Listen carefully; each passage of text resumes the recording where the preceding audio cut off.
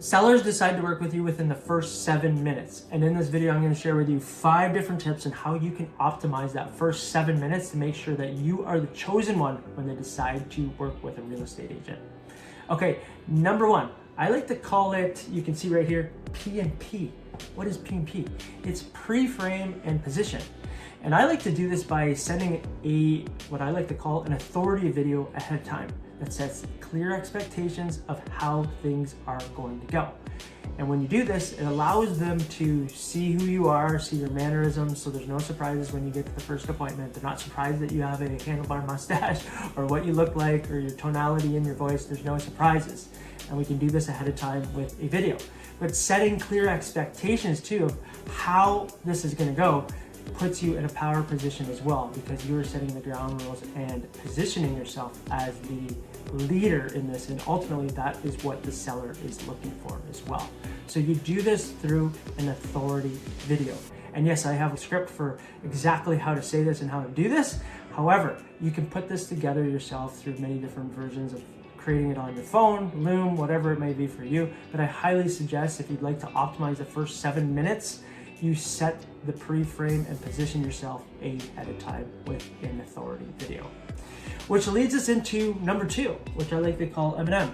When you first get there, you can mirror and match, and you can do this throughout the presentation as well. If you don't know what mirroring and matching is, it's basically matching the actions and the voice tonalities and the mannerisms of the people that you're with.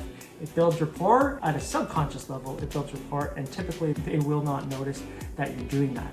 So you can do that if they speak really loudly, you can speak really loudly too. If they speak really softly, you can speak really softly too.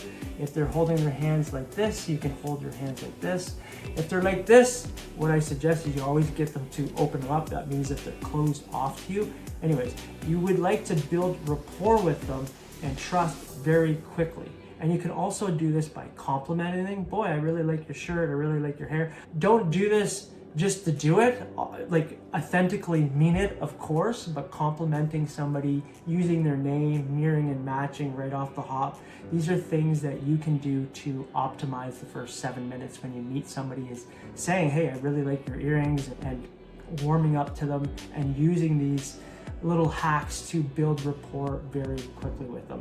And along with setting that video ahead of time, they already know you, you're doing this on top of it when you first work in, it just starts to layer on top of itself.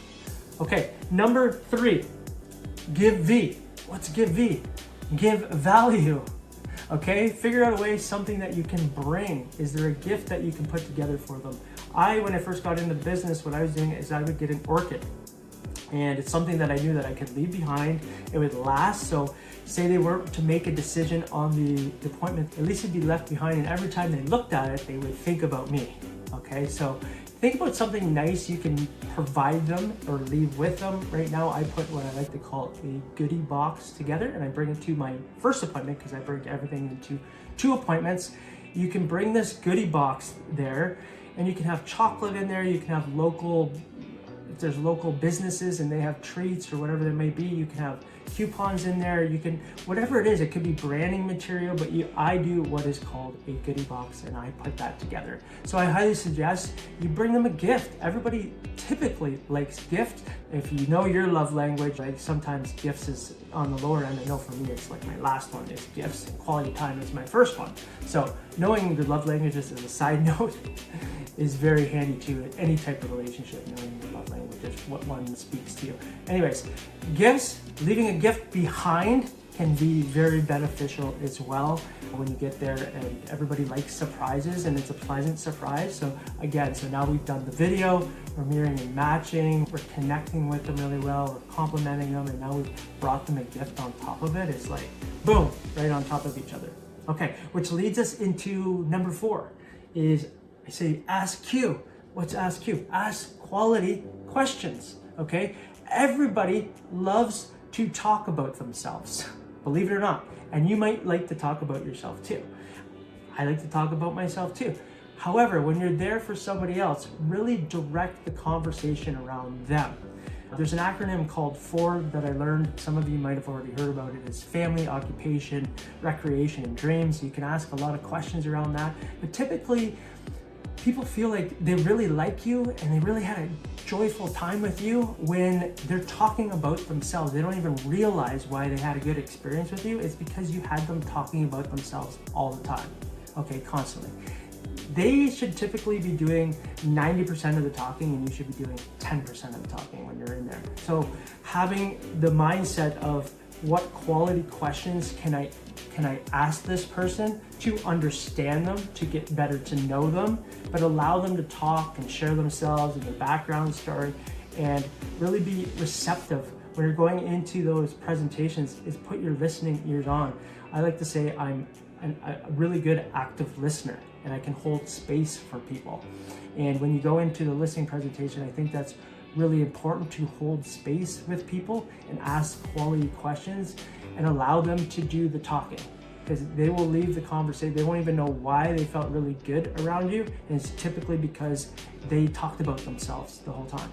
Okay, number 5, which leads into a visual. Okay, so we always would like to make sure that we leave them with a nice visual too, whether that's I know for myself, when I first go to the appointment, I leave a trades guide with them as well, something nice and presentable that looks put together, that's so helpful for them, and it ties into the value-driven step that I talked about in number 3. It's super valuable if they're getting their house ready to have a trades guide with trusted people that other real estate agents in your office use and trust, and you've put this together for them. So leaving something, again, tangible, that's presentable, that looks professional. It could be a seller's guide, okay? If you break it into 2 appointments, it could be, if you're doing it in 1 appointment, your listing brochure, something professional that they have that they can go through and they think about you when you are gone, okay? So they all tie in together, these 5 steps that I've mentioned, okay? And they ultimately they will lead to more GCI, more sales. You'll have more listings